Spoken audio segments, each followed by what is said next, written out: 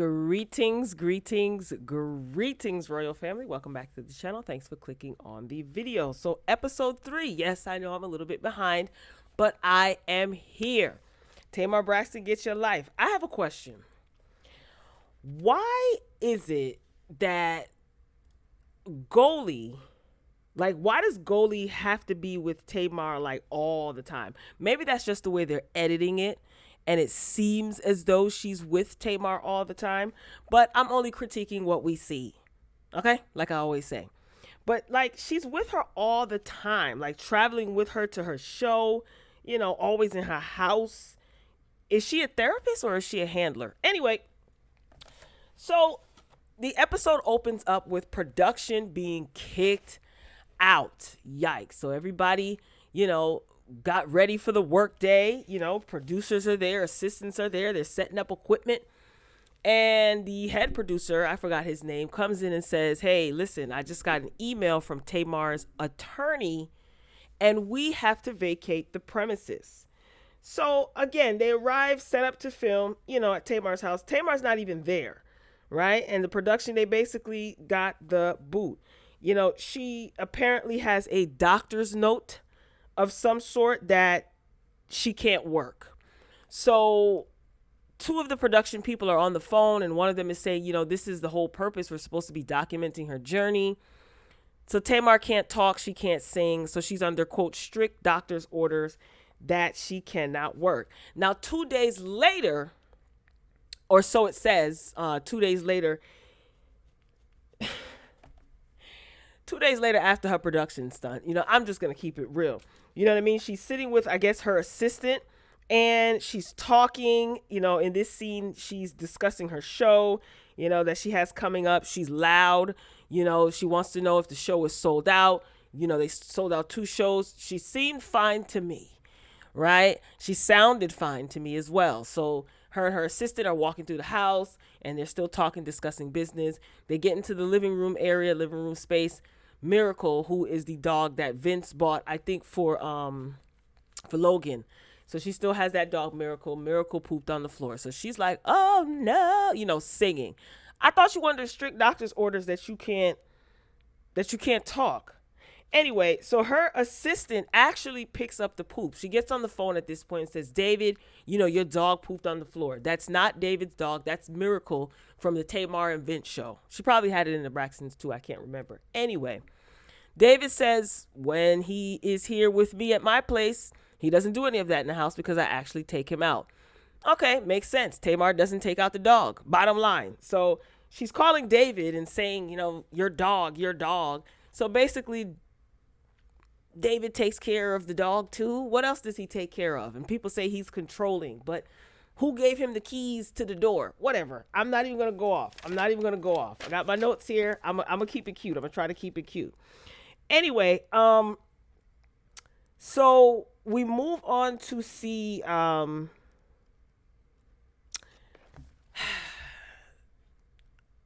we move on to the next scene to see her arriving in Baltimore for her show. So, the good news is that she has 2 sold out shows. That's great. She's asking about sound check. And Tamar, originally, I think she only had an hour of sound check. So she wanted to sound check for a little bit longer.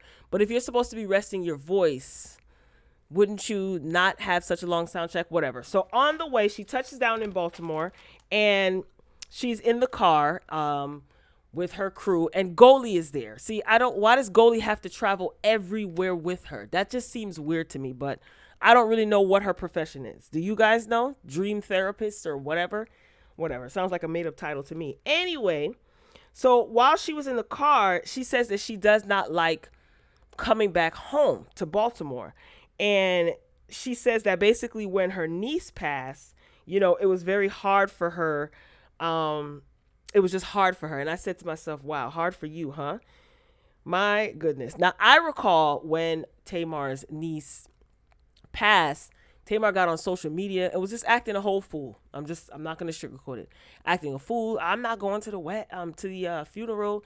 I ain't got time for this. Just making a spectacle of herself, all over social media, yelling and carrying on, and It's crazy. She didn't even attend her homegoing service for her niece. So when she says that she feels a way whenever she touches down, I wonder if it's because she know that she made a fool of herself. Her family probably chewed her out for that, called her out, probably stopped talking to her. Never mind her brother, who basically had to part ways with his child. It's all about Tamar all the time, all the time. And like I said, I wouldn't be surprised if her family called her out or chewed her out, and maybe she just feels like, I don't want to come back here, whatever. I don't know. Who knows with this girl? So she does her show. She crushes it. She does a great job. The vocals are on point. At first, she was a little bit stressed out because of the sound check. I think her nerves get the best of her. And I find it very interesting that she gets so nervous when she has to do a show. But whenever she does her shows, she crushes it. She seems so confident on stage. The vocals are on point. She does the most with the theatrics and the dramatics, whatever. It makes for a good show. Keep the crowd entertained, right? But I find it interesting that she's nervous to sing in front of people. She's nervous to sing on stage. She gets real unnerved and her anxiety starts kicking up. But she did a great job. She really, really did. Now, her sisters did not show up to the show despite David sitting down with Tracy's husband to try to, mend fences between the sisters. Now, you guys know that there's tension between the sisters. And in the last episode of the Braxton Family Values, Tracy was going at it with all of them. And there's always been tension between Tracy and Tamar. I am glad that they showed the clip, from the episode of the Braxton's Family Values, the last episode, just to give everybody a refresher.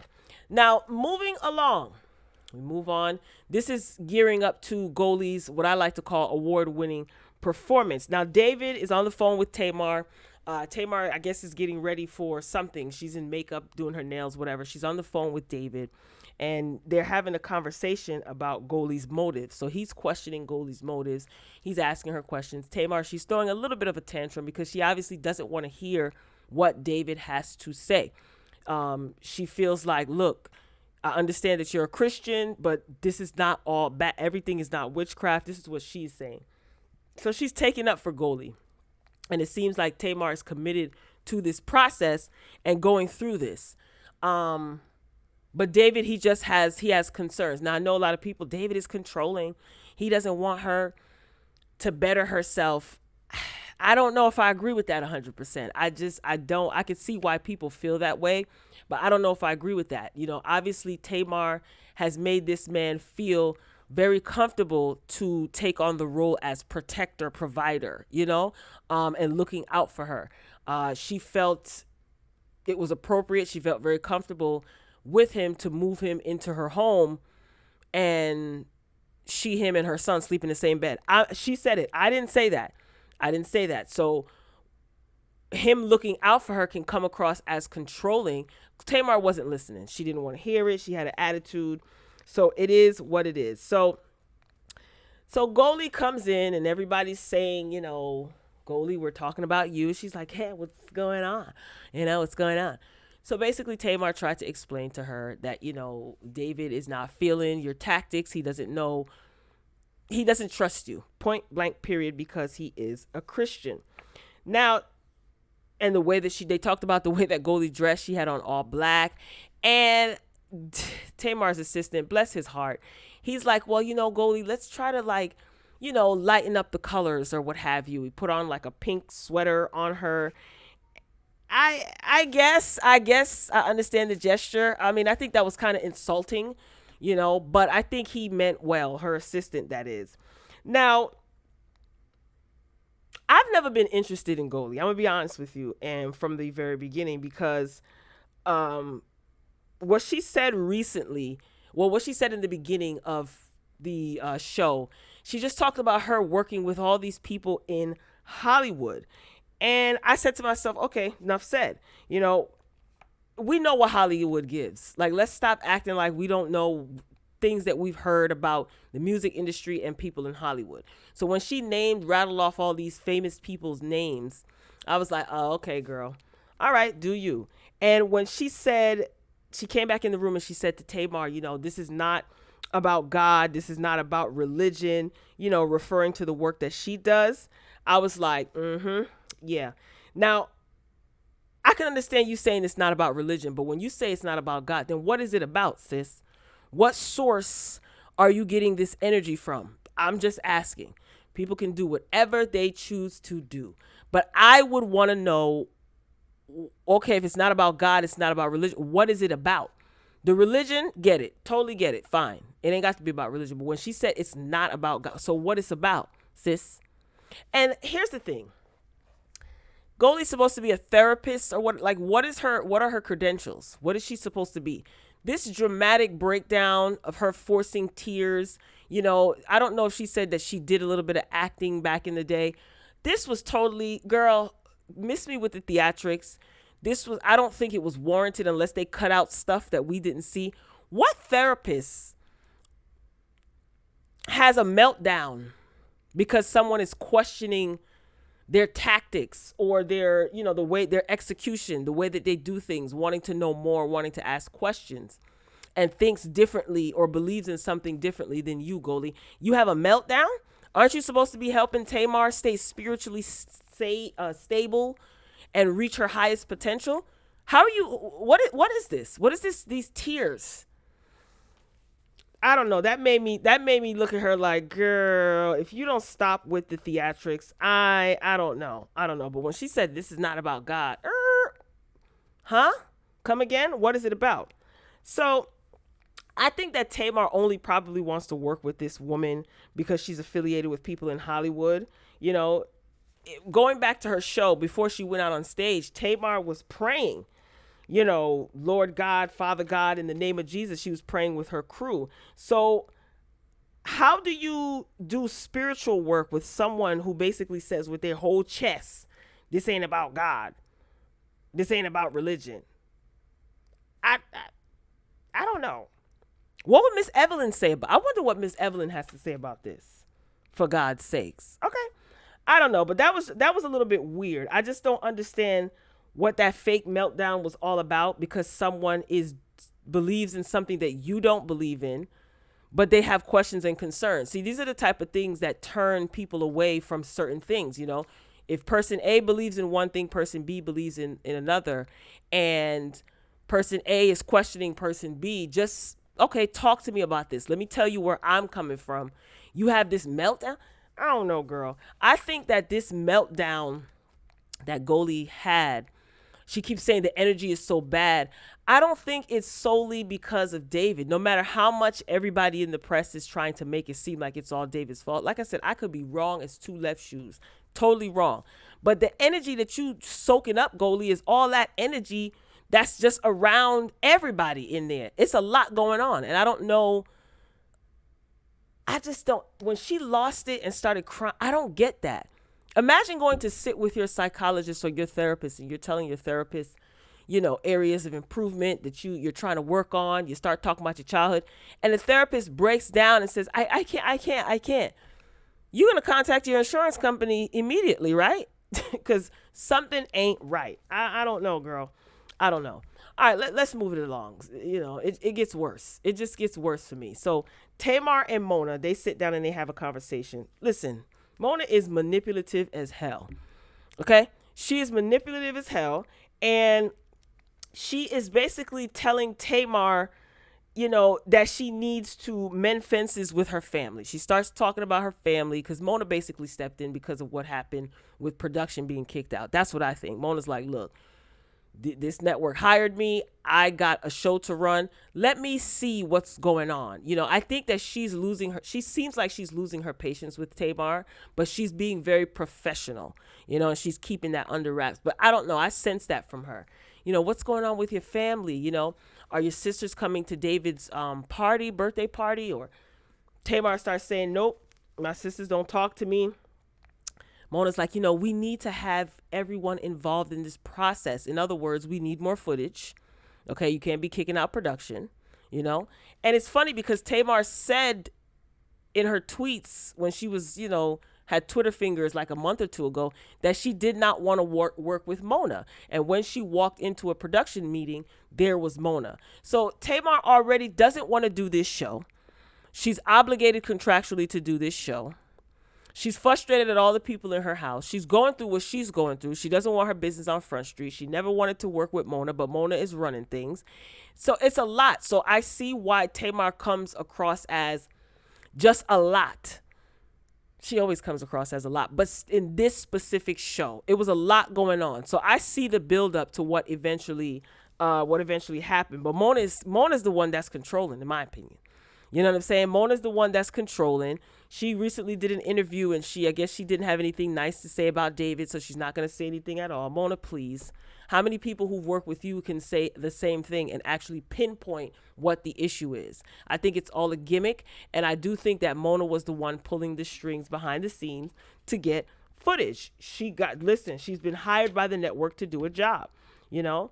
And again, I just find it interesting that Tamar is so open to working with Goalie with no hesitation, but she was so resistant with Iyanla. Like, is it really because Goalie has these affiliations and connections with Hollywood? Because, you know, Tamar's obsessed with being famous, you know? Tamar starts telling Mona, you know, my sisters don't talk to me. And she said that when her mother said what she said on TMZ about Vince back in the day, she didn't know nothing about that. She found out on social media that her sisters were mad at her. She's tired of begging them, please love me. Bull crap. Tamar, again, doesn't want to take a responsibility for anything that she does. You have humiliated your sisters time and time again whenever there was a camera around. When you were living high off the hog, you didn't care. You took every opportunity to remind them that you have money and they don't. I know a lot of them probably borrowed money from you, and you probably made them feel like crap. You aired out their business. So what makes you think that your sisters, blood or not, right, would want to be around you and be a part of the show? Are you lying? Did you even tell them about the show? Or did you say, nope, I don't want my sisters a part of the show? Like, the Braxtons, they keep so many secrets, and that may be a good thing for them and their family. But Tamar, with all of this, I try to reach out to them and nobody. How did you reach out to them to sit down and have a conversation and apologize and actually try to do the work to change your behavior? I don't believe that you did. I don't believe that you did. Everybody is against you, huh? Why? Look at how she behaved on Braxton Family Values, and they are coming back in November, and I can't wait. I can't wait until the Braxtons come back because I do enjoy watching them. But Tamar still, yet again, absolved of all responsibility. It's somebody else's fault with the crying. It's always someone else's fault. And again, Tamar doesn't want to do the work. I said it before, and I'll probably keep saying it until the end of the season. Until she shows different, I'm going to keep saying the same thing. I don't think Tamar is a bad person. I don't.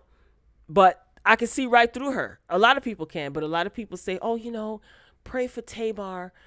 Tamar needs to pray for herself. Point blank, period. She needs to pray for herself. And not that anyone shouldn't pray for her. That's not what I'm saying. But Tamar needs to pray for herself. She needs to have faith in the process and do the work. She doesn't want to do the work. It's a lot more feasible. It's a lot more lucrative for her to be the victim. I said what I said. That's all I got. I ain't got no more. I'll be back for episode 4. Drop your comments below. Like the video if you enjoyed the quick commentary. Please keep all comments respectful. Okay? You can have your opinions. You could disagree with me, but just keep the comments respectful. So I look forward to chopping it up with you in the comments. I'm signing off for now, Royal Family. Until next time, folks. Peace.